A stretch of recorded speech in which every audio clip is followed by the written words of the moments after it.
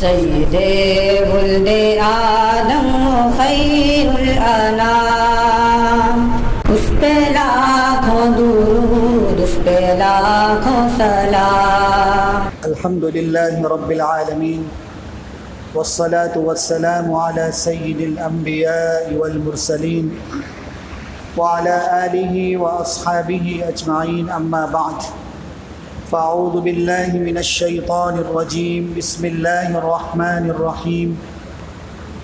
سيقول السفهاء من الناس ما ولاهم عن قبلتهم التي كانوا عليها، صدق اللہ العظیم۔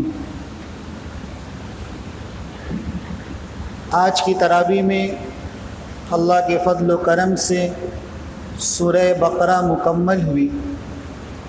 یوں تو سورہ بقرہ میں بے شمار مضامین ہیں، یہ ہر مضمون پر اگر روشنی ڈالی جائے تو طویل وقت درکار ہوگا۔ آپ حضرات جانتے ہیں کہ اسلام اور مسلمانوں سے سب سے زیادہ دشمنی رکھنے والی کوئی اگر قوم روز اول سے تھی وہ یہود تھی۔ یہودیوں نے اسلام اور نقصان کو پہنچانے میں ابتدائے زمانے سے کوئی کسر باقی نہیں رکھی، اور آج تک سارے یہود مل کر یہ کوشش میں لگے ہوئے ہیں کہ کسی طرح سے بھی اسلام اور مسلمانوں کا خاتمہ ہو جائے۔ حضور پاک صلی اللہ علیہ وسلم کو بھی سب سے زیادہ ستانے والے، تکلیف دینے والے یہود ہی تھے۔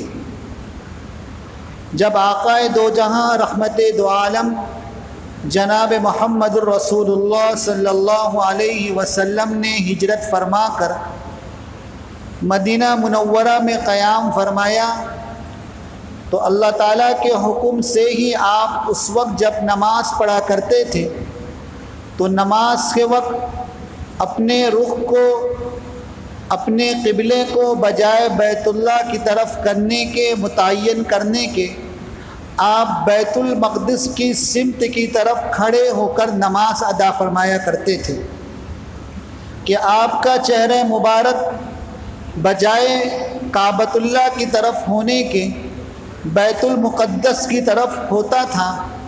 تقریباً مدینہ منورہ پہنچنے کے بعد 16 یا 17 مہینے آپ نے بیت المقدس کی طرف کھڑے ہو کر نماز پڑھی۔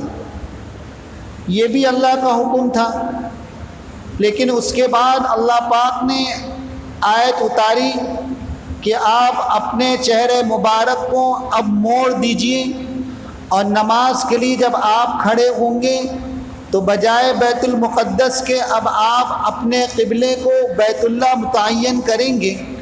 جب آپ نے قبلے کو پھیر دیا تو یہود نے اعتراض کیا، مخالفت کی کہ یہ کیسے پیغمبر ہیں جو بار بار اپنے قبلے کو بدلتے رہتے ہیں۔ اعتراض تو ہمیشہ ہوتا تھا اور ان کی فطرت میں تھا اعتراض کرنا ہی، کہ جب بھی کوئی عمل اللہ کے نبی کا دیکھتے تو فوراً اعتراض کرتے۔ تو یہ کوئی نئی بات نہیں تھی، صرف مقصد یہ ہوتا تھا کہ اللہ کے نبی کو دل کو ٹھیس پہنچے اور ہمیں خوشی اور راحت ملے۔ تو اللہ تعالیٰ نے ان کے اس اعتراض کے جواب میں یہود کے لیے جو لفظ استعمال کیا وہ بھی بڑا عجیب سا ہے۔ اللہ پاک نے آیت اتاری، سَيَقُولُ السُّفَهَاءُ مِنَ النَّاسِ مَا وَلَّاهُمْ عَنْ قِبْلَتِهِمُ الَّتِي كَانُوا عَلَيْهَا، کہ یہ بیوقوف لوگ کہتے ہیں۔ اللہ پاک نے بھی کہا کہ کوئی عقل مند نہیں ہے کہ جن کی کوئی عزت کی جائے، خاطر مدارت کی جائے۔ اللہ پاک نے فرمایا کہ یہ بیوقوف ہیں جن کا کام ہی اعتراض کرنا ہے۔ یہ بیوقوف کہتے ہیں کہ کیا ہو گیا اس پیغمبر کو جو اپنے رخ کو، اپنے قبلے کو بدلتا ہے۔ تو اللہ پاک نے کہا قُلْ لِلَّهِ الْمَشْرِقُ وَالْمَغْرِبُ، آپ جواب میں یہ کہہ دیجئے کہ پورا مشرق اور مغرب اللہ ہی کا ہے۔ میں تو اللہ کے حکم سے اپنے قبلے کو اپنے رخ کو بدلتا رہتا ہوں، میں تو اللہ کا بندہ ہوں، اس کا محتاج ہوں۔ اس کے بعد حضور پاک صلی اللہ علیہ وسلم کے بعثت کے مقصد کو بیان فرمایا کہ کما ارسلنا فیکم رسولا منکم یتلو علیکم آیاتنا ویزکیکم ویعلمکم الکتاب والحکمہ ویعلمکم ما لم تکونوا تعلمون، کہ ہم نے تمہارے درمیان میں اتنے بہترین پیغمبر کو بھیجا ہے جو پیغمبر تمہارے درمیان میں رہ کر تمہیں اللہ کی آیات کو پڑھ کر بتاتا ہے، تمہیں حکمت کی باتیں سکھاتا ہے، اور تمہیں تمہارے دل کو صاف کرتا ہے، تزکیہ نفوس کا کام انجام دیتا ہے، اور اللہ کی کتاب پڑھ پڑھ کے تمہیں راہ راست پر لانے کی کوشش کرتا ہے۔ اس کے بعد اللہ پاک نے ایمان والوں سے کہا کہ دیکھو ایمان والوں، اپنے آپ کو ہمیشہ ثابت قدم رکھنا اور صبر و استقامت کے ساتھ چلتے رہنا۔ حالات تمہارے سامنے آئیں گے، مد مقابل تمہاری مخالفت میں پورا زور صرف کرے گا، لیکن اللہ کے بھروسے صبر کے ساتھ استقامت کے ساتھ اپنے ایمان کو اور اپنے کلمے کو بچائے رکھنا، اور جب کبھی بھی حالات پیش آ جائے ایسے حالات میں اپنے رخ کو صرف اللہ کی طرف موڑنا۔ اور آگے یہ بھی بتایا گیا کہ دیکھو تمہارے درمیان میں ہم نے روزے کو بھی اتارا ہے، روزے کی آیات بھی نازل فرمائی کہ یا ایھا الذین آمنوا کتب علیکم الصیام کما کتب علی الذین من قبلکم لعلکم تتقون، اے ایمان والو ہم نے تم پر روزہ فرض کیا۔ اور یہ کوئی پہلی مرتبہ نہیں ہے، اس سے پہلے جتنی قوم آئی، جتنے لوگ آئے، تمام انبیاء کے ماننے والوں پر ہم نے روزہ فرض کیا تھا، یہ کوئی پہلی مرتبہ روزہ نہیں آیا۔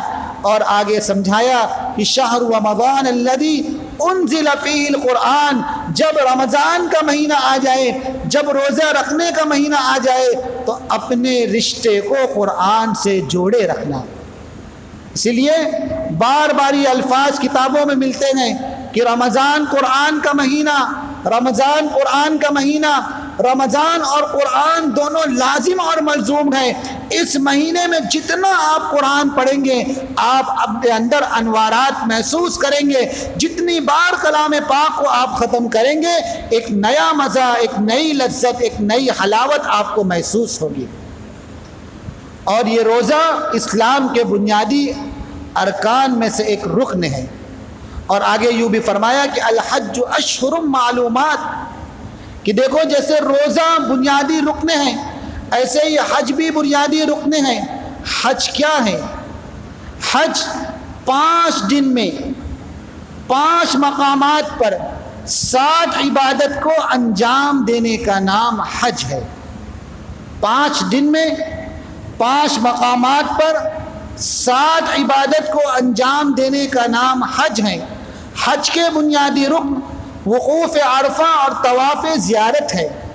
5 دن کون سے ہیں؟ 8، 9، 10، 11، 12 ذی الحجہ۔ یہ 5 ذی الحجہ کی تاریخ ہے جس میں حج کو ادا کیا جائے گا، حج کے ارکان کو پورا کیا جائے گا۔ 5 مقامات کون سے؟ بیت اللہ، صفا مروہ، مینا، مزدلفہ، عرفات۔ یہ 5 جگہیں ہیں جہاں پر آپ کو حج کرنا ہے۔ بیت اللہ، صفا مروہ، مینا، مزدلفہ، عرفات۔ 7 عبادات کو ان 5 جگہوں پر، ان 5 دنوں میں 5 جگہوں پر انجام دینا ہے۔ 7 عبادات کون سی؟ احرام، طواف، سعی، صفا مروہ کے درمیان میں دوڑنے کو سعی کہتے ہیں۔ احرام، طواف، سعی، وقوف، رمی، شیطان کو کنکری مارنا اسے رمی کہتے ہیں۔ رمی، قربانی، حلق کرنا یعنی بال کو مونڈ لینا، حلق یا قصر کرنا یہ 7 عبادات کو 5 دن میں 5 جگہوں پر ادا کرنے کا نام حج ہے۔ تو اللہ پاک نے فرمایا الحج اشہر معلومات فمن فرض فیہن الحج فلا رفث ولا فسوق ولا جدال فی الحج۔ جب اللہ پاک حج کی توفیق دے دے تو سارے ارکان کو پورے احترام کے ساتھ، پورے وقار کے ساتھ ادا کرنا ہے۔ ایسا کوئی کام حج کے دن میں انجام نہیں دینا ہے جس سے آپ کا حج خراب ہو جائے۔ بہرحال بہت تفصیلی احکام ہیں، اللہ پاک ہم سب کو ان چیزوں پر عمل کرنے کی توفیق عطا فرمائے۔ وآخر دعوانا الحمدللہ۔ سید ولد آدم خیر الانام